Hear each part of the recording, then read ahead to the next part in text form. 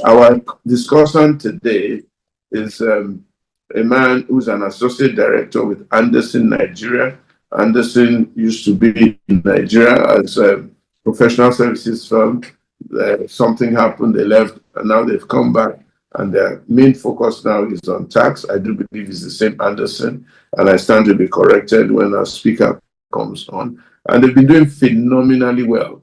And in the few short years they've been in the space, they've become one of the leaders in tax and tax consulting in Nigeria. Very aggressive, very dynamic, very well informed. So please welcome with me Mr. Oladejo Adeyemi, an associate director in the commercial practice group at Anderson, Nigeria. His years of experience cover corporate tax planning, personal income tax planning, as well as managing transaction taxes as dispute resolution. He was with one of the big four before joining Anderson, and I can feel his passion for taxation. He has a BSc Agriculture and from the Federal University of Agriculture. He also has an MSc from the Federal University of Agriculture, and he went to University of San Francisco to study taxation with an MBA in view. He's an associate member of my institute, the Institute of Chartered Accountants of Nigeria. Mr. Oladejo Adeyemi, I'm happy to welcome you here. Yes, sir. Thank you very much, Pastor, I should say, if that's permissible in this forum. Very permissible. It's too late for me to deny that title. So that's very fantastic. Okay. All right, sir. God bless you. Thanks for having me. Agreeing to speak to us, and thank you for all the work that you've done in taxation. I don't want to assume that everybody on this forum today knows what taxation is and is familiar. They may know, they may have heard about it, but I like to start at the foundation. So maybe you can give us a little bit of a background. What is taxation? What's all this business of taxation? In America, the fear of Uncle Sam is the beginning of wisdom. We don't have Uncle Sam here. Maybe we have Uncle Bola. But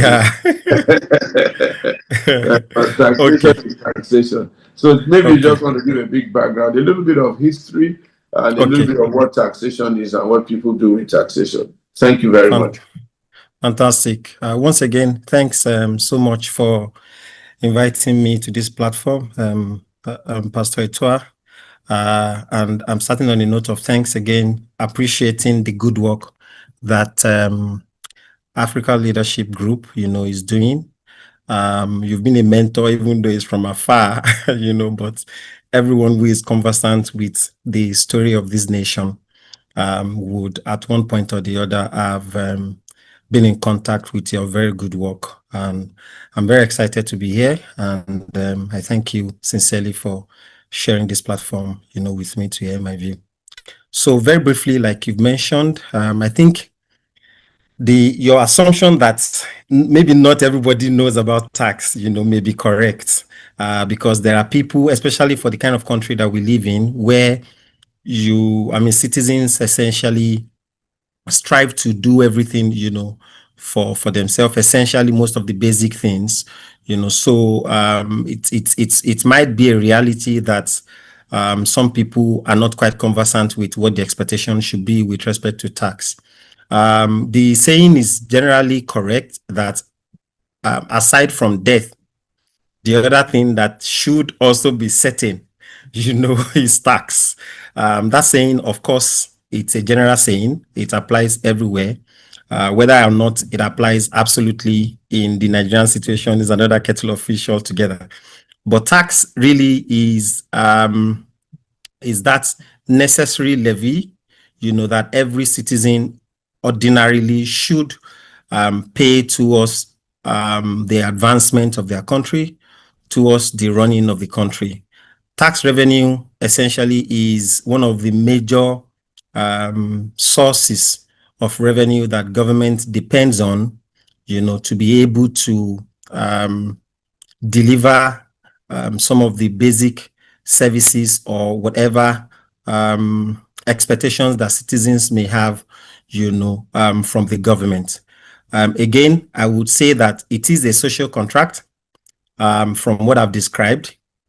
Social contract in the sense that when citizens pay their taxes, right, the expectation is that government then judiciously utilize those taxes to be able for the citizens to be able to benefit certain things.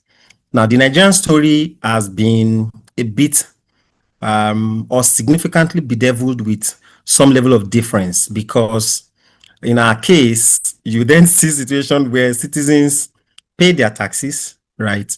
But some of the other side of that contract, which is from the government side, we've seen government from time immemorial in the country that failing from those areas.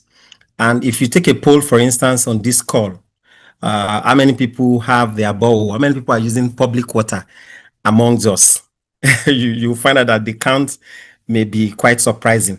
In some states, maybe public water isn't even working anymore.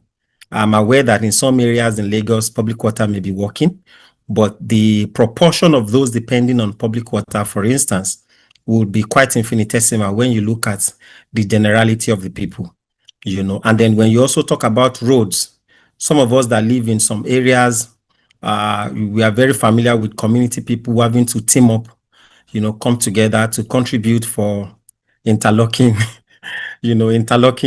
stones, fix their road, even asphalt and all of that. So to the extent that citizens continue to delve into these areas, it then makes the trust or the expectation from government kind of become invincible. Not that those things are not there, because sometimes people make statements that are too generalized. Say Nigeria is not working. I'm also very passionate about Nigeria, like Pastor Ighodalo, but you hear things like it's a failed state, and sometimes I correct them to say it's not. The police, for instance, it's an institution. They can't go on strike. Imagine if that just happens for a day. So government still depends on tax revenue to be able to cater to these areas that we may not be, even though it may not be as prominent as we wanted or as we desired or as it should be, for the Nigerian story. But essentially, those revenues are the sources that government depends on, among others, to be able to deliver on those services. So I would stop here because it's just a general remark with respect to what taxation is about and what taxes are, so that we can then take a deeper dive from here. Thank you. Very good. Thank you so much. Maybe just to add a little bit of this, how did you yourself get involved in tax, and what was the motivation to get you into the tax business? You are an agricultural graduate. Maybe we need you back in the farm. I don't know, in Nigeria. Instead of okay. Go and teach farm. Okay. And then you seem to have some legal studies in taxation. So give me an idea how you got into this tax business. Okay, interesting. What may have happened, but let me hear it. Okay, interesting. So like I had mentioned that I'm also very passionate about the country. So I was looking at in what area would I be able to contribute, my quota. So at the time when I finished my first degree, the opportunity then came to take up a job in the accounting role, and at that point, colleagues were focusing on the areas of interest, being standard audit and all of that. But I looked at the field of taxation. I felt it's quite a robust field, that would allow you be able to add more value in terms of value that is palpable, So I decided to say I would stay on that field. Interestingly, I said I was going to give you 5 years, because I remember when the partner that interviewed me then, it was like, okay, you've done masters in your first degree. Why didn't you want to continue? And I said I decided I was going to give you 5 years and see what it would look like. And 5 years turned to 10 turned to 15, and this is where I am. So that's my brief story, Pastor Ituah. 5 years turned to 10 years. and 10 is going to 15 already. That's what they say to you when you are getting married. Don't worry. All right. Start on day one, you will see how it goes. Before you know, you come and say, you know, when you open your mouth, you say, close your But for you, our address not just is that the cash also came a little. Exactly. You're right. You're right. And the group and the partnership came. Yeah, Absolutely. that somebody persuaded you to join an accounting firm, and before you knew it, they were moving you up and down here and everywhere. Yeah. Well, Mr. Ighodalo did a very good job there of breaking it down. Well, maybe you can now look at the old tax, the new tax, the comparison from a very narrow point of view. I'm a bit even worried that it seems as though we're going to be earning less tax revenue. 98% of the people, poor people, seem to have been totally exempt from tax. In Nigeria, where people were not accountable before, people now can hide and tell all of us that they are small businesses. You know, some of my brothers from the East, they don't have any shop, they don't have anything, or they have a very small shop, but they have big bank accounts. How do you decide whether they are small business or not?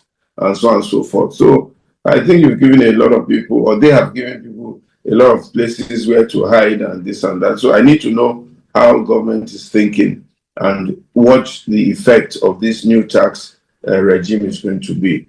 And not only that, you may want to speak to the administration thereof.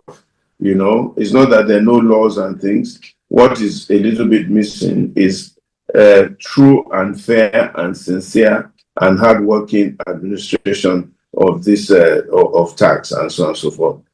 Over to you. And shortly after that, we'll be taking some Q&As. Thank you. Okay, fantastic. Thanks a lot, Pastor Ituah. Like you mentioned, there's a lot to be expected. But let's start from the basic. There's a saying that if you want to hide anything from an African, just put it in the book, right? That you can be sure that it won't be read and it won't be discovered. So I think the first challenge is we have a population of people who genuinely and truly do not read. And even though we are trying to address the issues or the challenges is being addressed now, the government is trying to address it now. It didn't start now. And that's why anyone who is involved in this conversation must appreciate how we got here. Remember, I mentioned at the point when I started that tax is a social contract.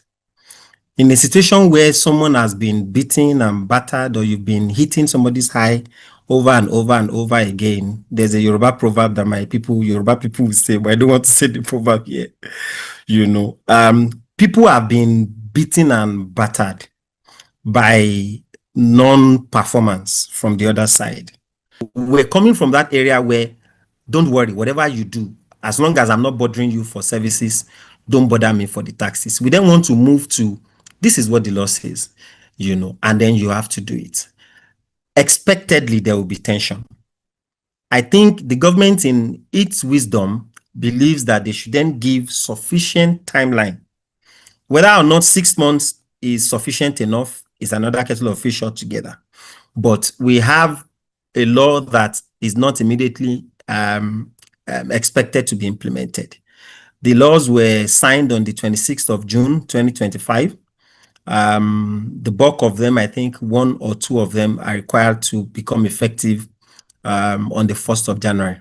Now, even in the Nigeria Tax Act, there are provisions like the FEMA, the surcharge provision, for instance, that had the entire section, which is Chapter 7.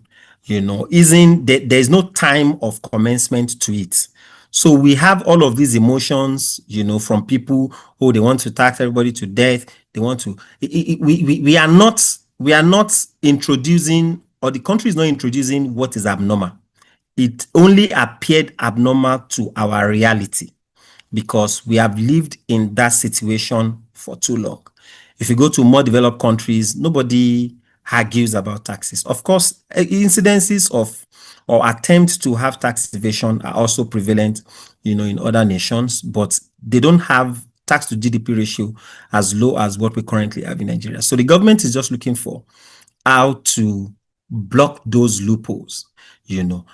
Then, because the trust quotient has been terribly low over the period, I kid you not, even if the government comes tomorrow and says, I'm going to give everybody, every Nigerian, I mean every Nigerian, 10 million naira each, some Nigerians will still doubt it.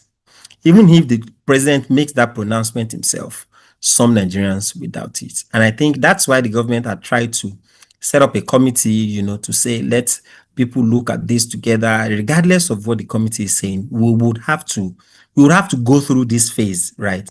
This phase where the government will have to reassure itself, reassure the citizen, see how what they said they would do and how it will be done. There are provisions that they don't even have specific timelines, ascribed to them, like the FEMA Act. It's the way it's coined is that the surcharge, that came to replace the provision that you have in the FEMA Act. The way it's coined is that the minister, would at a particular date, determine a date in the future that this is going to become effective. In fact, it further says that the service, the FRS in this case, will be the collector or administrator, and then would also provide guidelines as to how it will work. So you have those kind of considerations.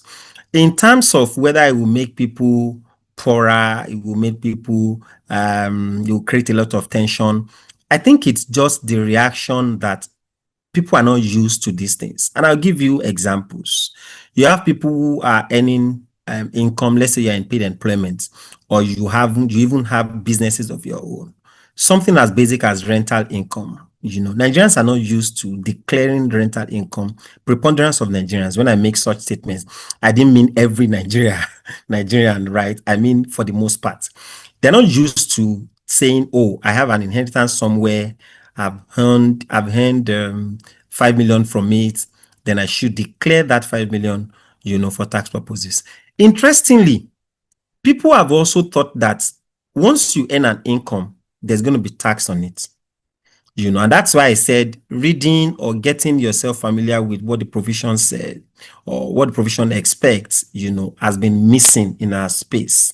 And I sincerely appreciate again the Africa Leadership Group, for creating this kind of platform, where different subject matter, you can have enlightenment sessions, like this, because it goes a long way in then restating the narrative and ensuring that you have that level of public enlightenment, because you can have revenue and not have taxes. Those are two different things. You can have revenue and you do not qualify for the threshold on which taxes, would apply, in which case you only have obligation to just file returns. The biggest challenge that Nigeria has suffered from is that the taxing population, the population of those that are genuinely paying tax or not, or paying anything at all,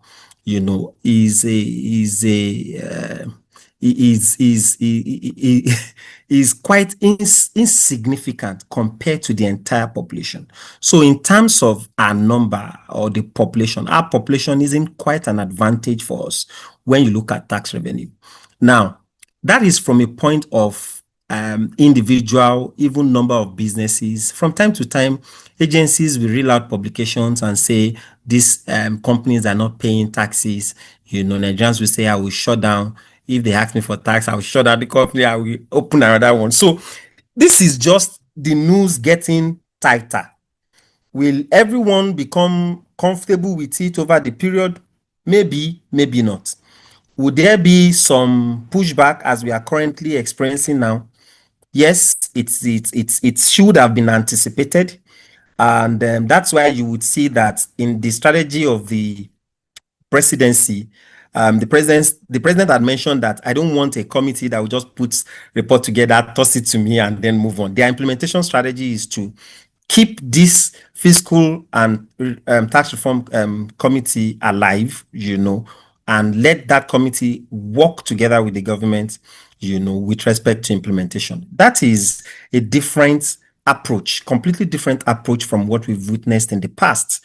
We've had, what was this, Confab, in 2014. We've had a lot of attempts at ensuring that there's a reset, but those attempts haven't quite been as successful as the government had wanted. We've had VADES, we've had VOAs, we've had a lot of initiatives in the past that you will wonder that this should be it, but for the first time, I feel a lot more citizens are beginning to say, okay, maybe this would advance us several steps closer to where we should be, so that we have a population of people that their income their lifestyle is reflecting their income level, and the income level is also matching with the tax paid. You see huge level of disproportionateness, right now. You see, it's one of the revenue agencies of one of the African countries that did something. Someone bought a vehicle, one of these high-end, very expensive vehicle, and they wrote the individual to say, we congratulate you on the acquisition of your Range Rover XX, something 2025 or 2026, whatever version or model it was, and they said, however, we realized that we looked at your tax income, level, and we realized that your income level does not support this. And then they've called the individual for questioning. Those are things that we don't get often in our space. Now, having said all of this, the balance for most people is that, why should I pay my taxes? Did we not say this thing is a social contract? If you go to my estate gate, I add my security. If you come to my compound, I sunk my borehole. If you go to the street on the road on my street, the landlord association and well-meaning people on my street contributed money to fix the road. So people continue to have those touch points where government participation it's not been proven that it's been adequate.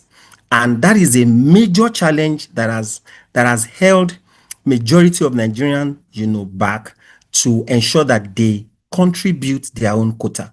So it then tells you that you see why we have some sort of imbalance. Or when the administration started and you started seeing, we were mentioning austerity, and then you started seeing SUV, you saw that there was budget for a yacht, you saw that aircraft was changed, so people started feeling like, okay, it's like we're not in this thing together after all. So those are the extremes. I was just going through all of these so that we would appreciate how we've come a long way. We appreciate that we've come a long way, and would also appreciate how we got to this juncture. So what the government is trying to do with all of this in a nutshell is to say, I realize how low the trust quotient has been. But first and foremost, let's gather all of the pieces together.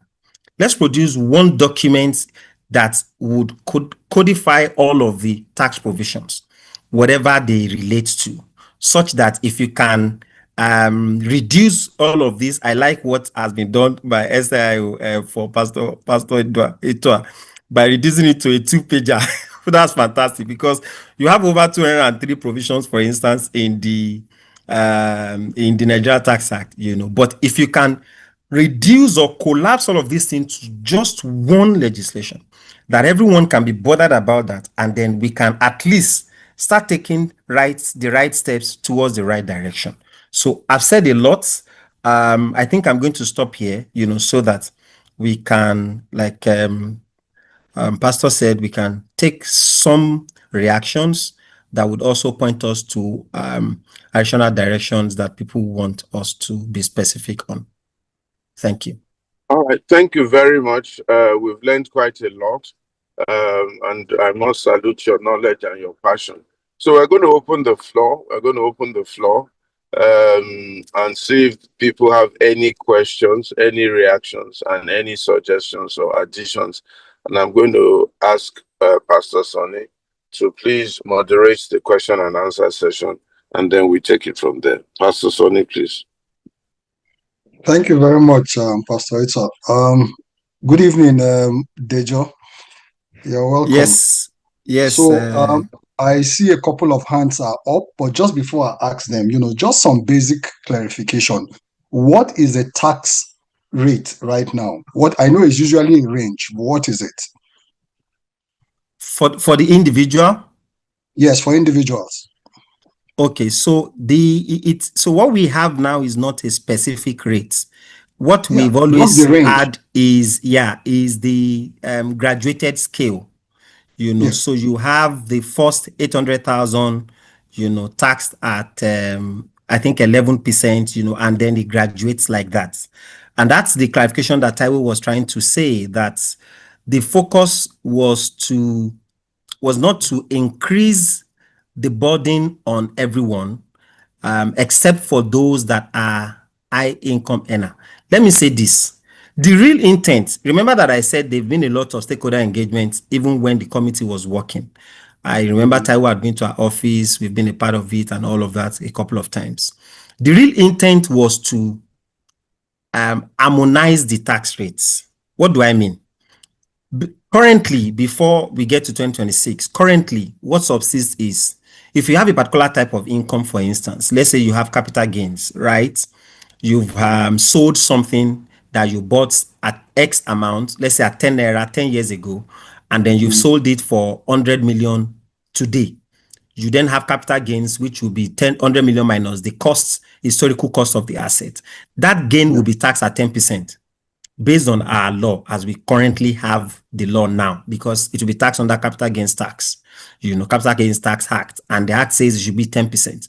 Meanwhile, if you have trading income, if you are a company owner, owner of a business, and you have trading income, that trading income will be taxed at 30%. So you see, income at both ends, but given the nature of the income, right, you have differing tax rates that would apply to it, right? And then when you then bring it to personal income tax, again, income of an individual, right? By the time you look at the effective tax rate of that, based on the old graduated scale, you may have maybe like 18%, 18 point something percent. Now, the real intent at the time the bill was on and all of that was to harmonize all of these rates to be about 25%. So the CIT rate should come down to 25%. There will be no need to go to CGT anymore because it will have fizzled out. It will just be income. If you have earned it as an individual, tax it, using the individual rate. If you have earned it as a company, tax it using the 25%, such that you have some sort of harmony in all of the rates. That was the real intent.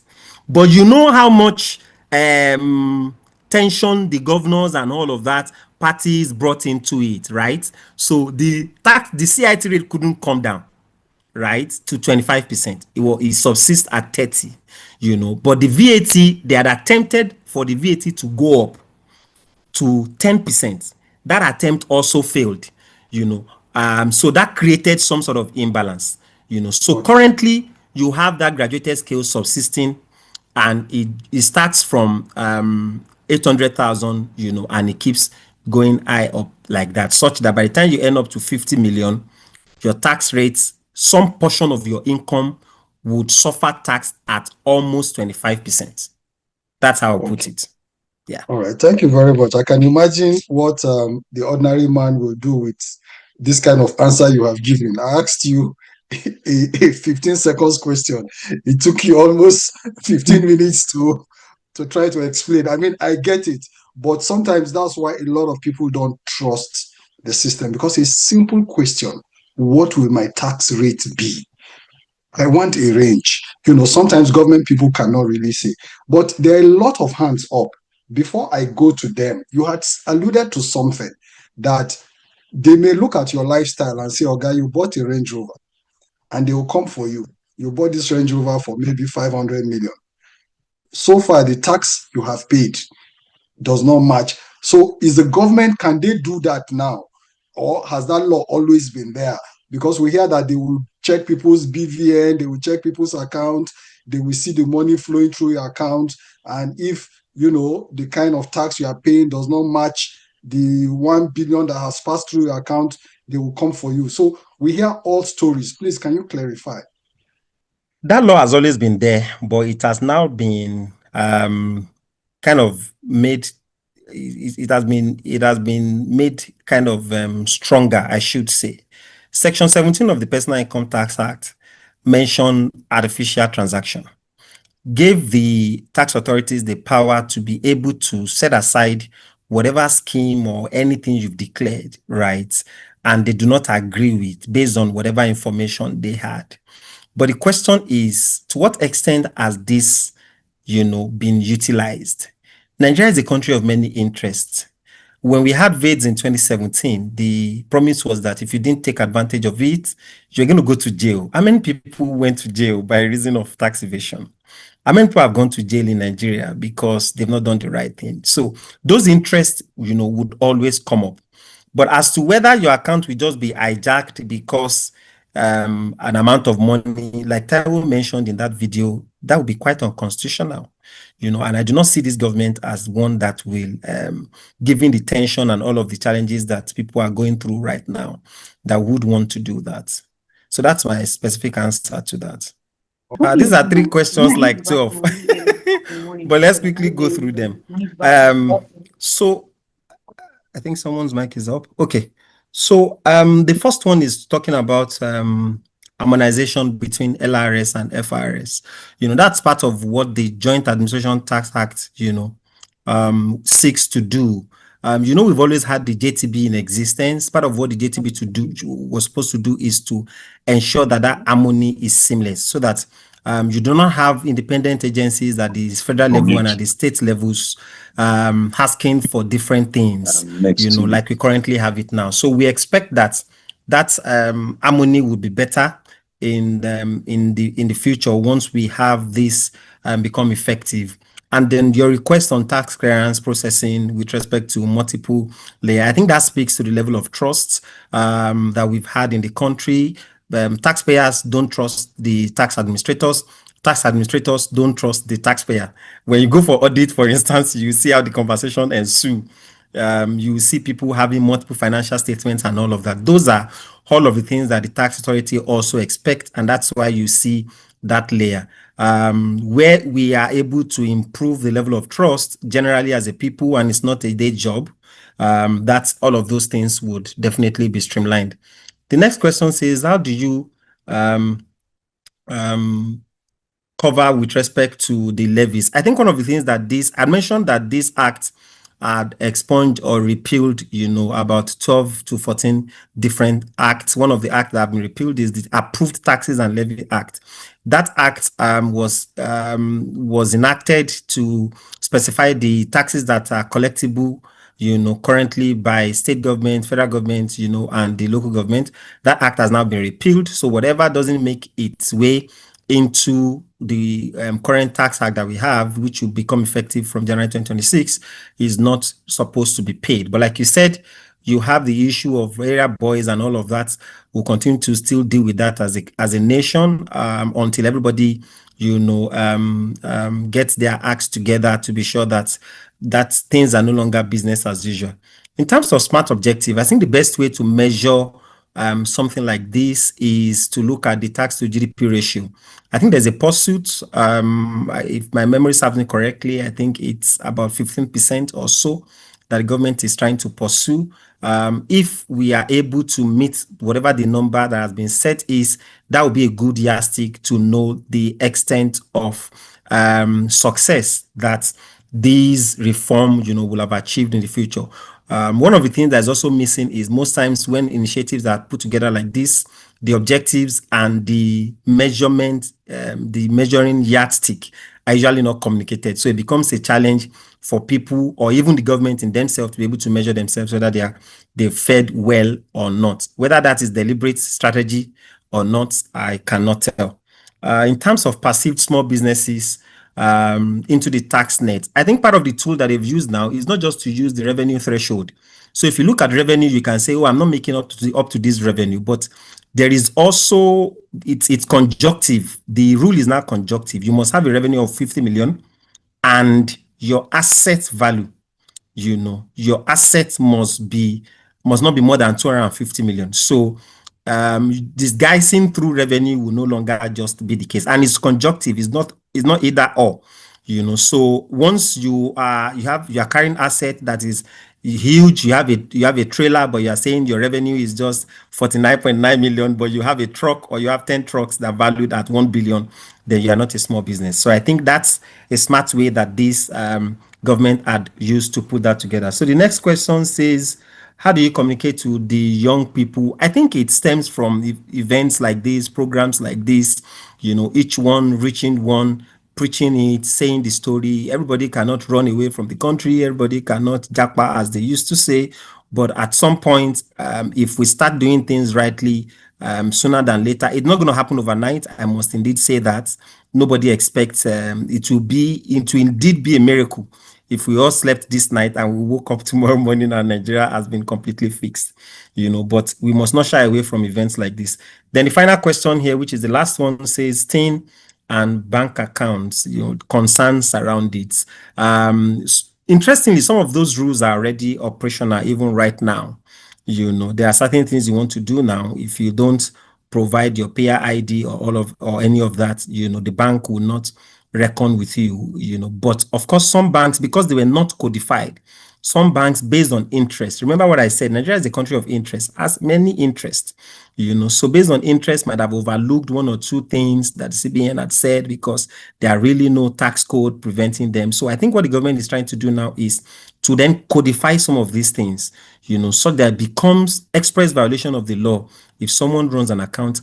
The pandemonium of the experience we are going to have will not be too different from what we had when people were mandated to have BVN, for instance. If you recall, despite the timeline given up to today, some Nigerians that are bankable still do not have BVN, and it will surprise you to think that that is the case. So I presume that we would have to entertain as much time, for all of us to fall in line eventually, and then continue to have a better environment. So I'm going to stop here for those responses so that we take the next set of questions. Yeah. Thanks a lot. I think those were very passionate questions, and I'm going to start from the very first one from Honorable Goons. We want to pay the taxes, genuine concern, want to pay the taxes, but we look at what the taxes are used for, and we would have to have a change of mind. He had mentioned some sections in the provision in the Constitution, alluding to the fact that it should be for security and all that. The truth is that anywhere in the world, right, if you say one party is wrong and you also want to be in the wrong, that makes two of us. That's the reality. I'm a Nigerian and everybody feels the heat. But if ever the dream of having a better Nigeria will become a reality at some point, I think one party would have to start it. One party would have to demand it, and one party would have to be right, at least for one. Now, the truth is, nobody wants to pay taxes. Even in the developed nation, when you speak to people that live there, we've heard from Mr. Kent, and all of that, but the fact that you have something to get, in as direct benefits kind of encourages you to want to pay. So I agree with you in terms of the multiple levies. I'd mentioned that particular law, stratifying the different levies that are collectible by different layers of the government has been repealed. So some of the taxes, again, have also been harmonized into development levy for 4%, for instance. So all of the multiple NASENI, police trust fund, all of those things have now been consolidated to have only one thing. So quite some attempts, I would say, to make things uniform and to make things make sense. Are those attempts sufficient, given where we are coming from? Of course not. But are they reasonable enough to get us started? I strongly believe so.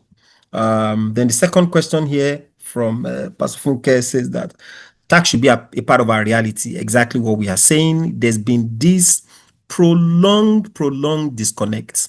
People are disconnected. If you talk to a vulcanizer on the streets, you talk to someone selling oranges, someone doing that, disconnect is so huge, is huge, and so is the level of the responsibility of the government towards the citizen. So when you talk about the disconnect, some people will say, rightly so. I don't feel the presence of the government in my area. So if you talk to some people in Nigeria, for instance, they will tell you they've not had power in 2 months. Who lives in any part of any world? How can you imagine not having public power for 2 months? So those concerns are real. They are not just common agitations by people, but if ever things are going to start working, we have to start from the grassroots. And that's why this provision says if you earn less than 800,000, is it enough? Maybe not. In a year, don't bother about taxes. Because you are already disadvantaged, quote unquote. So just leave the taxes, just enjoy your income and let the rest of the people pick it up from there.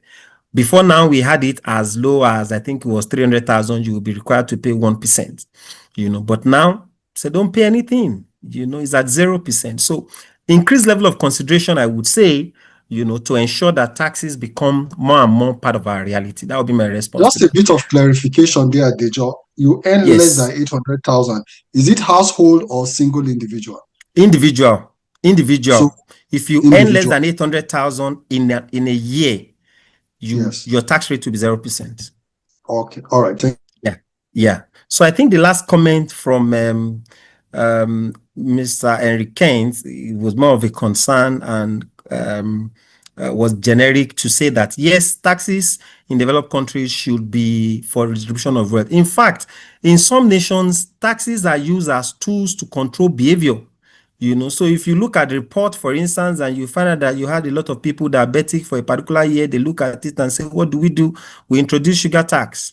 By the time you do that, you see people running away from items, that have a lot of sugar component in them, and then they take more of water and all of that. And then by the time you see the report again of hospital lodgement and all that for the following year, you find out that there's been some correction towards where the government expected to be. So have we gotten to that point yet in Nigeria where we are struggling with compliance? Maybe not. But are we on that pathway with what has been done? Is it perfect? Not perfect. Is it sufficient enough to get us started? I strongly believe so. And on a final note, on the basis of individual should have taxpayer identification number. I think because we generally do not, we have many data points in Nigeria. You have the NIN, you have the BVN, when you mention the social security number, everybody can attest to that. That is what identifies you. And that's why you also see the issue of crime. Earlier this morning, someone chatted me and said, I need your help. Is someone I know? I said, I need your help. Can you assist me with something? And just yesterday, someone had raised an alarm that our WhatsApp had been hacked. If I didn't know, I would probably have fallen for that, and then the person sent someone's bank account number for me to pay the money into because I played along. The question is, what if the government is able to stop that person from operating an account temporarily until some regularizations are done? So you see that there are some merit in some of these things. Maybe the approach is not entirely the best, but some merits, are definitely there. You cannot, not a tax identification number per se, if all you have is the payer ID, something that just shows that you have been recognized for tax purposes, but having to continue to live life and income, enjoy part of the insufficient benefit that government has continued to give, and then you pay nothing year in, year out. I think if I take a leaf from what Pastor Funke said, that reality should be gone, given where we've gotten to. So I'll stop there so that we can take the next level of questions. Okay, fantastic. Again, you have multiple barrier questions here, but let's take them one after the other. So you have, why do we create new tax laws when the old ones or the existing ones have not been properly managed? I mentioned that part of the challenge that the government saw in the current taxing system is you have a lot of disjointed parts. And a classical example was when I mentioned the issue of 5% on fuel purchase, that now became a surcharge in the chapter 7 of the Nigeria Tax Act. So to avoid that kind of redundancy, I should say, the government decided to say, let's not make cosmetic changes. Let us do holistic reform. Yes, we recognize we have not fully utilized all of the provisions that we've had. Some of them have become redundant.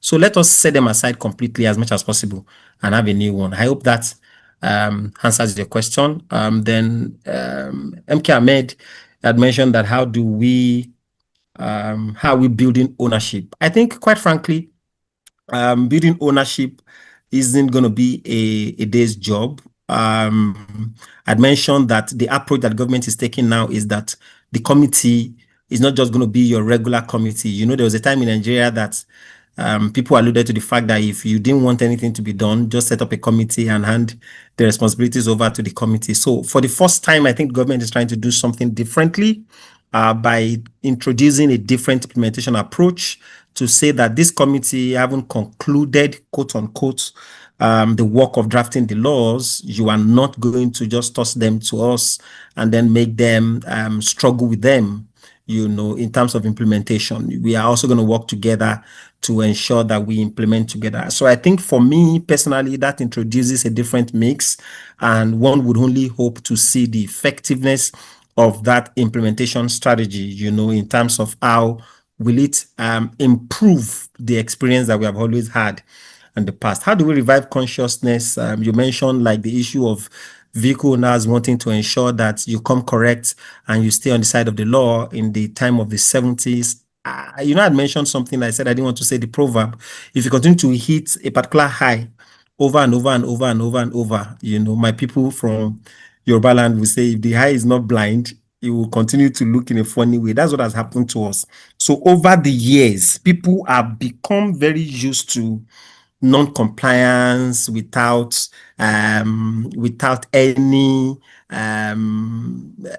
consequence whatsoever. You know, whether you pay or you don't pay, this arrangement that you don't bother me, I don't bother you, has subsisted. You know, so if anything is going to change, it would have to be gradual. People had mentioned on this call where you have you are saying we don't have money, the connection is bleeding, and then you are buying, you know, the president's carrier, you know, was changed and all of that.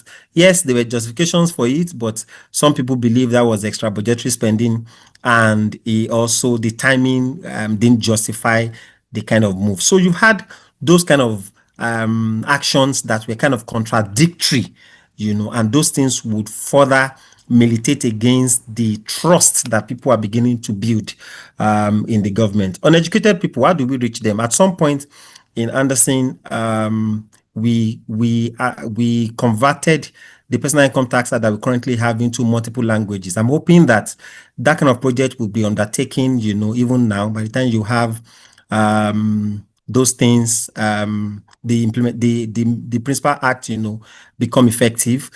Some people have also taken it upon themselves to start doing certain things. For instance, when this implementation started, I looked at it that we've not had this kind of holistic review, you know, done in recent times. I started a podcast.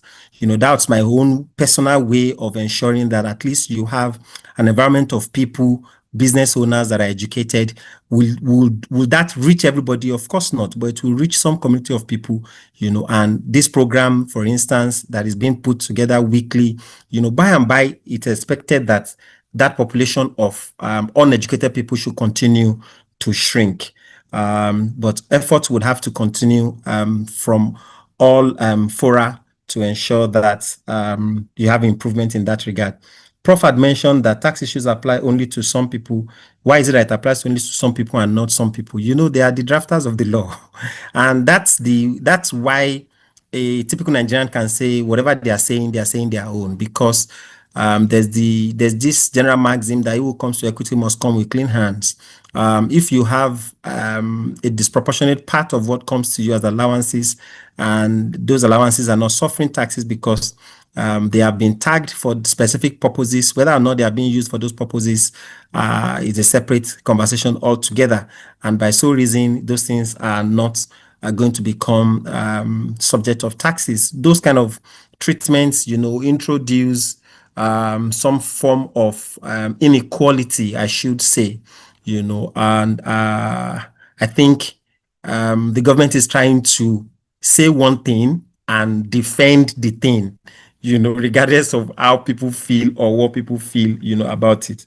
Redefined people normally do not have extra income. I think this comment from Prof was just generally saying that how do you ensure that people that have more, are the ones that pay more? A classical example I'm going to cite is with respect to rental income, where what you used to have in the personal income tax act before, consolidated relief allowance, has now been changed to rent relief. The way the provision is crafted is such that the individual who wants to claim the rent relief would have to provide the details of his landlord and all of that. So, for instance, imagine that you have the tax authorities now having details of everyone who has paid money to a particular house owner or home owner, during the year, and that would then give credit to the fact that, you earn that particular income. So I think those provisions are kind of specific in a way to say we don't want to tax this, we want to tax this. But of course, having the law is one part of it.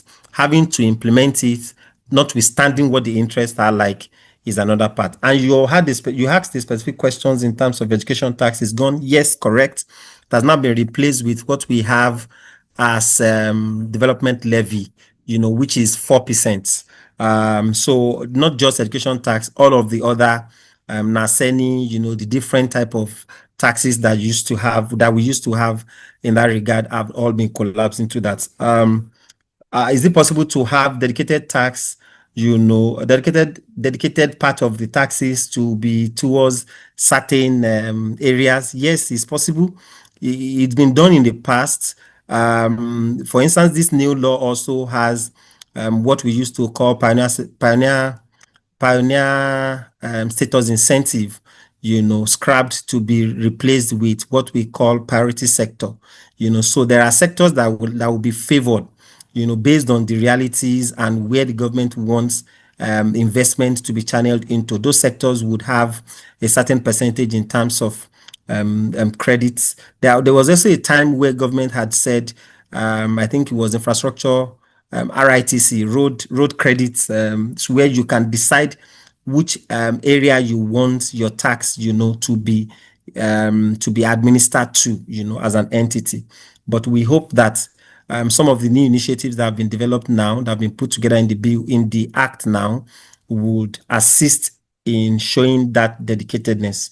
On a final note from the Prof, I think how can we become better informed? I think the best way to be better informed is to continue to be a part of initiative like this, continue to keep ourselves abreast of what is going on online. I'd mentioned personally that my own way of saying this is big and everybody has to know what this is about is for me to have started a podcast, so, and that's something I struggled with, because you wonder how do you keep up on a weekly basis, and then you have to do a video, and then post it explaining one provision or one part of the law, so in our own little way, everyone can just add to that effort, to be sure that you have a community of people who are educated.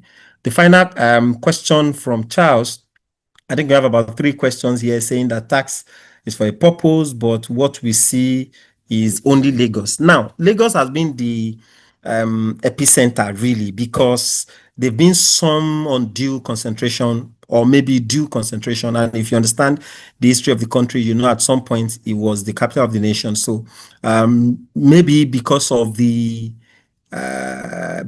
focus that has been around it, it's been the nerve center, for a very long time. So it's easier to, and then when you also look at revenue contribution, tax revenue contribution, for instance, by subnationals, you will see that because you have most of the companies HQ'd, in Lagos, you see that there is a lot. In fact, it's quite disproportionate when you look at what is coming from maybe just three major states. When you look at Lagos, you look at Rivers State, and I can't remember correctly now which other states. So having the emphasis on Lagos is not surprising. What is surprising rather is the level of organization that you've then had, the little that we can see, at least in Lagos. We should have been able to replicate those things across board, so that when I go to Nasarawa, tax ID, or payer ID will not be strange, or tax clearance certificate will not be a phenomenon that we have to start explaining, but what you currently see now is that is what you see now.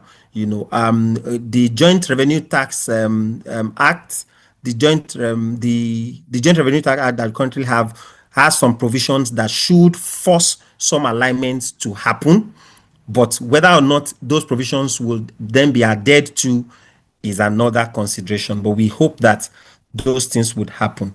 There is the last question here says, how do other parts of the nation benefit? I think I'd mentioned that by ensuring that, yes, a particular state can trail the blaze, but we have to find a way to ensure other states also follow suit, so that you have all of the subnationals pointing into the same direction and you have a nation that works.